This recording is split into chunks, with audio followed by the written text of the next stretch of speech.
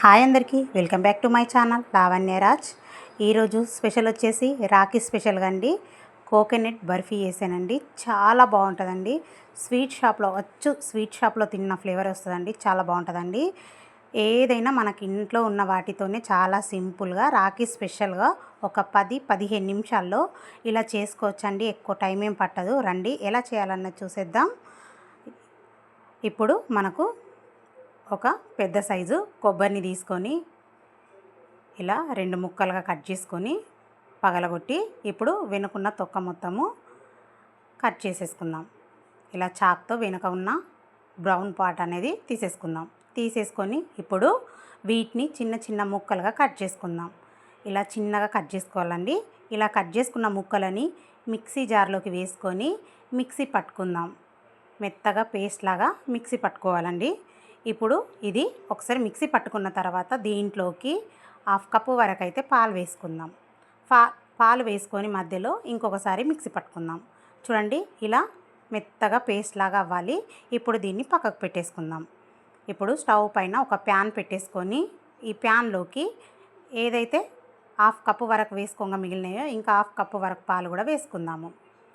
వేసుకొని కొంచెం గోరువెచ్చగా ఉండేనండి నా పాలు, అందుకే ప్యాన్లో వేయగానే అలా నురుగులు వచ్చేసాయి.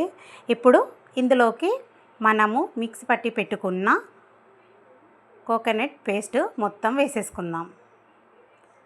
ఈ పేస్ట్ అనేది మనం చాలా సాఫ్ట్గా మంచిగా పట్టుకున్నాం కదా. ఇప్పుడు ఇందులోకి వేసేసుకొని మంచిగా పాలల్లా బాగా కలిసేలాగా కలుపుకుందాం. ఈ ప్రాసెస్ అనేది స్టవ్ హై పెట్టుకొని చేసుకోవచ్చండి. దగ్గరుండి కలుపుతూనే ఉండడము. దగ్గరుండి ఇలా కలుపుతూ ఉంటే ఈ మొత్తం అనేది చిక్కపడి దగ్గరికి వస్తుందండి. చూడండి ఇప్పుడు ఇలా నురగలు వస్తున్న టైంలో 1 కప్పు వరకు షుగర్ వేసుకుందాం. 1 కప్పు వరకు పాలు వేసుకున్నాం కదండి. 2 కప్పుల వరకు అయితే కొబ్బరి వచ్చిందండి. దానికి కరెక్ట్గా సరిపోతుంది. 1 కప్పు వరకు అయితే షుగర్ వేసుకున్నాను. షుగర్ తక్కువ తినేవాళ్ళు ఇంకాస్త తక్కువనే వేసుకోవాలి. ఇలా వేసుకొని బాగా ఒకసారి కలుపుకుందాం. చూడండి షుగర్ అంతా కరిగిపోయి జారుడుగా తయారైంది కదా. ఇంకా దీన్ని ఇలా మధ్యలో కలుపుతూనే దగ్గరికంటూ చేసుకుందాం. ఇలా మధ్యలో కలుపుతూనే పాలన్నీ ఇనికి ఒక ముద్దలాగా వచ్చే వరకు ఇలాగే కలుపుతూనే ఉండాలి. ఇప్పుడు దీంట్లోకి మీగడ తెలుసు కదండి, మనం పాలు వేడి చేసినప్పుడు పైన మీగడ వస్తుంది కదా. ఒక 2 స్పూన్ల వరకు అయితే మీగడ వేసుకుందాం. మీగడ వేసుకొని మీగడ మొత్తము ఈ మిశ్రమంలో బాగా కలిసేలాగా కలుపుకుంటూ మంచిగా ఫ్రై చేసుకుందాం. స్టవ్ అయితే హైలోనే పెట్టి చేసుకుంటున్నానండి. నేను దగ్గరనే ఉండి చేసుకుంటాను కాబట్టి హైలోనే పెట్టుకున్నాను. చాలా తొందరగా కూడా అవ్వాలి కాబట్టి హై పెట్టుకొని దగ్గరుండి చేసుకోవాలి. ఇలా చూడండి దగ్గర పడుతుంది కదా. ఇంకా ఇలా కలుపుతూనే మన దగ్గర ఉన్న ఏ డ్రై ఫ్రూట్స్ అయినా ఇలా చిన్నగా పీసెస్గా కట్ చేసుకొని వేసుకోవాలి. వేసేసుకొని మంచిగా కలుపుకుంటూ దగ్గరకంటూ వచ్చే వరకు ఇలా కలుపుతూనే ఉండాలండి. స్టవ్ అనేది హైలోనే ఉంచుకోవాలండి. ఇలా దగ్గరగా ఒక ముద్దలాగా ఫామ్ అయ్యే వరకు ఇలా కలుపుకుంటూ ఇలా దగ్గరగా కలిపేసుకుంటూ ఇప్పుడు స్టవ్ ఆఫ్ చేసుకుందామండి. ఇది రెడీ అయిపోయింది. చూడండి ప్యాన్ నుంచి సపరేట్ అవుతుంది కదా ముద్దలాగా అయ్యి, అప్పుడు ఇది రెడీ అయినట్టండి. ఇది ఆపేసుకొని స్టవ్ ఒక ప్లేట్కి చూడండి 1 స్పూన్ వరకు నెయ్యి వేసుకొని ప్లేటుకు మొత్తం నెయ్యిని అప్లై చేసుకుందామండి.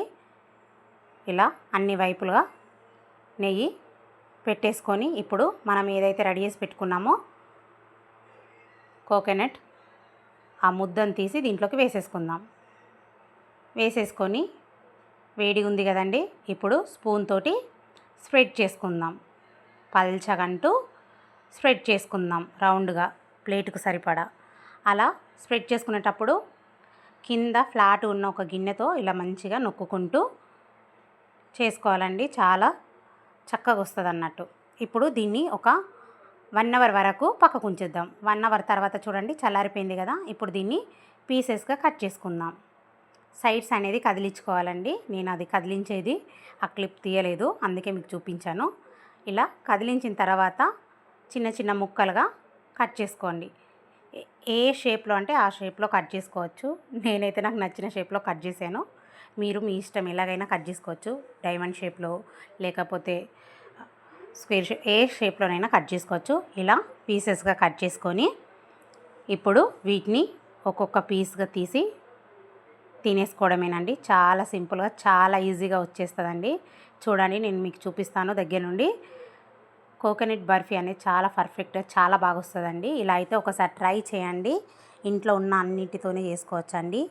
బయట నుండి తీసుకొచ్చే అవసరం ఏం లేకుండా చాలా సింపుల్గా ఇలా అయితే ఒకసారి ట్రై చేయండి రాఖీ స్పెషల్గా. Okay friends, like, share, subscribe, comments please.